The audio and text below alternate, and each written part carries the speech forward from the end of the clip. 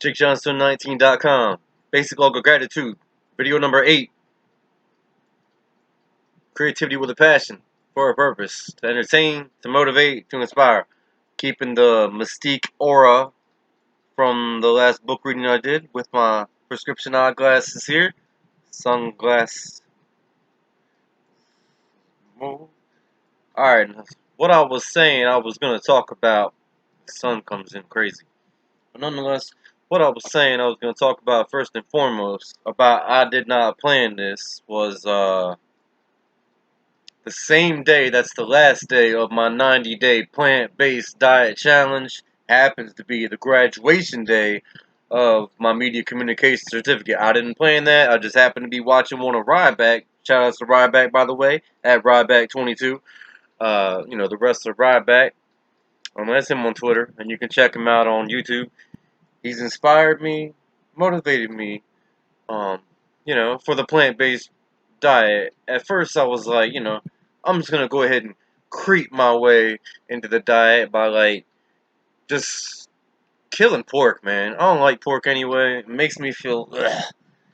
Whether it's a pork hot dog, whether it's straight up pork chops, or whether it's a pork sausage breakfast sandwich. It always makes me feel ugh after I eat it. I don't know how to explain it. Sluggish and yuckety doo-dah.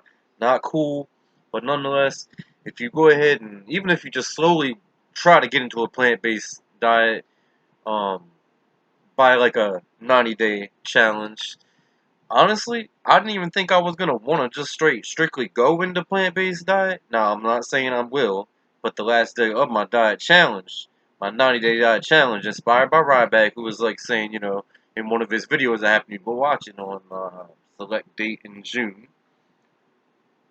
was saying, I want to motivate you, or something of the sorts. If you just do a 90-day plant-based challenge, you will notice a change. And I didn't even get 60 days into it, and I'm like, you know what? My body feels a lot better. I might just try to keep this up after it's over.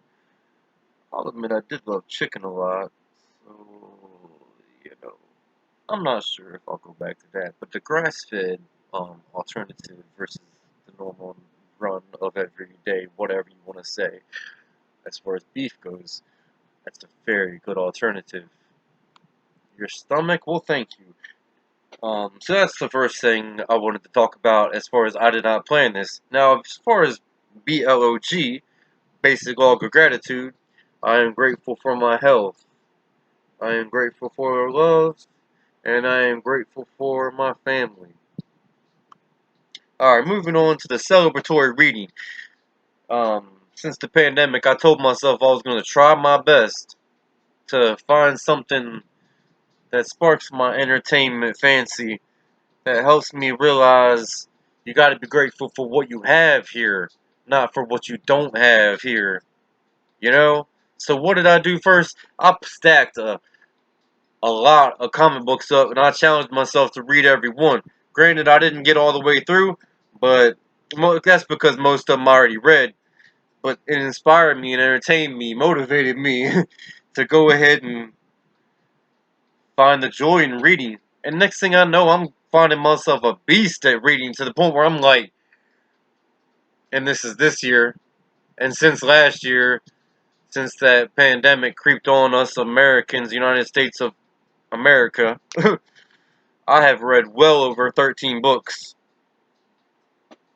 I read Cold Hills from Crime to Christ over 5 times, if you count the audiobook listen.